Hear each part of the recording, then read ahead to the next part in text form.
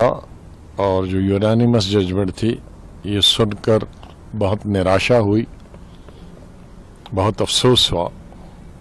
मैं शुरू से ही कह रहा था कि दो अदारे हैं जो इसका फैसला कर सकता है, एक पार्लियामेंट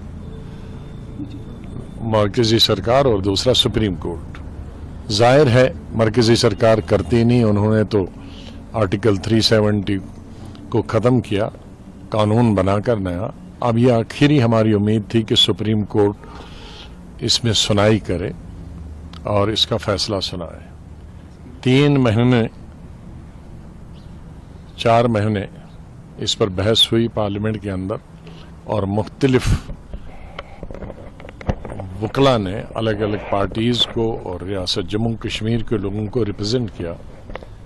और उसके बाद जो आज यूनानिमस फैसला आया उससे मेरे ख्याल में जम्मू कश्मीर के सभी लोग, चाहे वो कश्मीर के हों या जम्मू सूबा के, वो खुश नहीं है। मैं आज भी समझता हूं कि ये हमारे रीजन के लिए एक हिस्टोरिकल चीज़ थी। हमारे जज्बात जम्मू कश्मीर के लोगों से इससे जुड़े थे, चाहे वो 370 हो या 35A हो, जिस 35A को महाराजा हरि सिंह ने 1925, 1927 और 1928 में बनाया था कि बाहर वाला न नौकरी कर सकता, न बाहर वाला ज़मीन खरीद सकता। और जब हमारा आईन बना तो 35A की शक्ल में उस महाराजे को फैसले को आगे बढ़ाया था। तो आज वो भी ख़त्म हो गया, दोनों चीज़ें ख़त्म।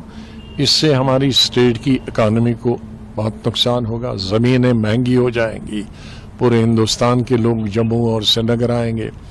हमारी यहाँ कोई बड़ी इंडस्ट्रियाँ नहीं है कि जिसमें हज़ारों या लाखों लोग काम करें। हमारी सबसे बड़ी इंडस्ट्री है टूरिज़्म और वो लिमिटेड लोगों के लिए है। हमारी सबसे बड़ी इंडस्ट्री जम्मू कश्मीर की है नौकरी, सरकारी नौकरी, और उसमें भी अब और बहुत कम नौकरियां होती। ज़ाहिर स्टेट बहुत छोटी है, अब उसमें पूरे मुल्क के 130 करोड़ जो आबादी हमारे में वो अप्लाई कर सकते हैं हर महकमे के लिए। तो हमारे जो नौजवान बच्चे हैं या बच्चियां हैं पढ़ी लिखी, वो और बेकारी हमारी बढ़ेगी, कई गुना और ज़्यादा बढ़े। तो ये तमाम चीज़ें जब रखी गई थी आर्टिकल 370 में, 35A में, 35A में, इन तमाम चीज़ों को नज़र में रखा गया था कि एक बॉर्डर स्टेट है, एक तरफ से चाइना है, दूसरी तरफ से पाकिस्तान है, और कोई यहाँ ज़रिया आमदनी नहीं है, कोई खदानें नहीं है, बड़े कोयले की खदानें या दूसरी खदानें। तो ये चीज़ें आर्टिकल 370, 35A रखना चाहिए ताकि इनको तमाम लाज़िमात मिले। आज उन लाज़िमात से हम कोर्ट जाएंगे, हम कह सकते हैं आज के बाद जम्मू कश्मीर के लोगों का कोर्ट से भी अब भरोसा हट गया है। मैं ये तो नहीं कह सकता कोर्ट से भरोसा उठ गया, लेकिन ये था कि एक उम्मीद थी, क्योंकि कई चीज़ों में हम सब ने, हिंदुस्तान के हिंदू मुसलमान ने पिछले कई सालों से कहा था जो कोर्ट करेगा वो आखिरी फैसला होगा। जैसे बाबरी मस्जिद के बारे में कहा था, इसी तरह से और कई चीज़ों में कहा था और उसको स्वीकार किया था। तो अब हमारी उम्मीद थी कि सुप्रीम कोर्ट, क्योंकि वो किसी दल की, किसी पक्ष की, किसी सियासी पार्टी से ताल्लुक़ नहीं रखते हैं, और ख़ास तौर से आज की जो ये बेंच था वो बिल्कुल मैं कह सकता हूँ कि बहुत ही अच्छा बेंच था। लेकिन अब उन्होंने कॉन्स्टिट्यूशन को इंटरप्रेट किया और कॉन्स्टिट्यूशन के हिसाब से उन्होंने कहा कि 370 है। लेकिन मैं बुनियादी तौर पे कहता हूँ कि इसको ख़त्म करना 5 अगस्त 2019 को ही गलती थी।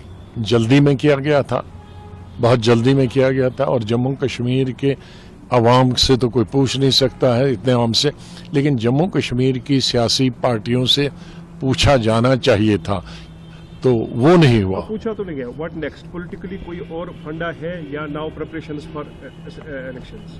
अब तो सुप्रीम कोर्ट ने कह दिया है कि 30 सितंबर तक इलेक्शन होने चाहिए और उसके फौरी बाद स्टेट हुड देना चाहिए। तो अभी उन्होंने गुंजाइश कुछ रखी नहीं। तो अब ये कह सकते हैं कि ये जो फैसला था कोर्ट का,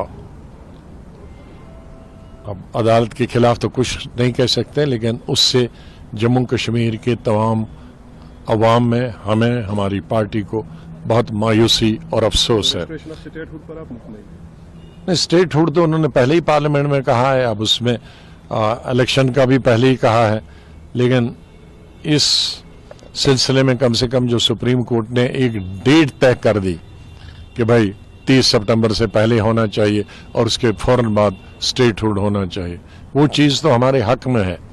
लेकिन जो दूसरी चीज़ थी जिससे हमारे जज्बात जुड़े थे, या हमारी तरक्की के लिए, हमारी मैशत के लिए, हमारी रोज़गार के लिए, बच्चों के रोज़गार के लिए, या ज़मीन महंगी ना हो, उसके लिए जो चीज़ें थी वो हमें नहीं मिल पाएंगी।